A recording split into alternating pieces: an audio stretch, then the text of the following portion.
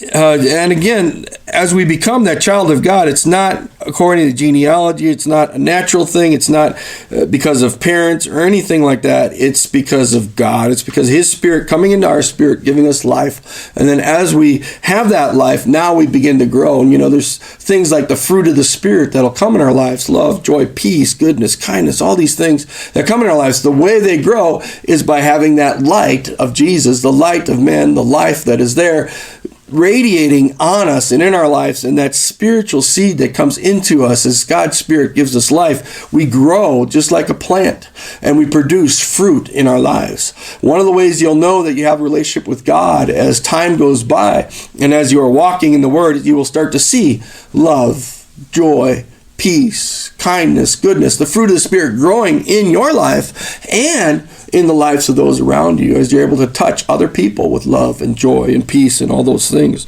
It's very important to be able to see that in our lives and know that it's a natural thing. The seed's there. The water of His Word is there. Water it with the Word. And you let that light and life of Jesus shine in you. It's going to produce fruit, because that's what it's made to do. You're going to have the fruit of the Spirit.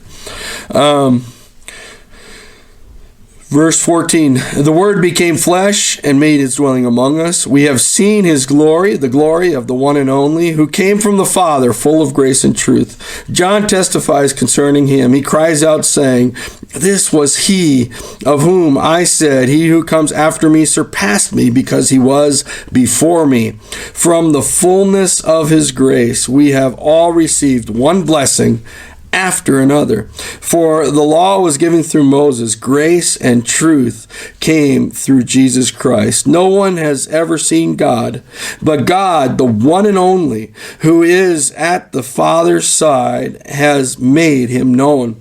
The closest you had was Moses kind of seeing an aftershadowing of God, and he glowed so bright that the Israelites said, cover your face. And it was just after God passed by, He let him kind of see a trail, end of His glory, and he was shining. His whole body was shining. That's the closest anybody came to seeing God. No one's seen God. But we've seen here in the New International, it says the one and only. King James might say only begotten. That's usually the way they translate that. Another way to translate that from the Greek is God, the most unique one. The word there is just like it's so unique, it's really hard to describe. That's who God is. That's who Jesus is, the one and only. We read it only begotten in King James, one and only in some of the translations. Here He is, the Word of God dwelling among us. God made flesh, Emmanuel, just so different from anything else we've ever seen. And Moses, who they really looked up to. You think about even when they persecuted the early church, they'd say, well, they're going against the law of Moses. They're going against Moses. Moses was the one. I mean, they put him up there almost like God. And yet he says here, Moses came and gave the law, but grace and truth come through Jesus Christ.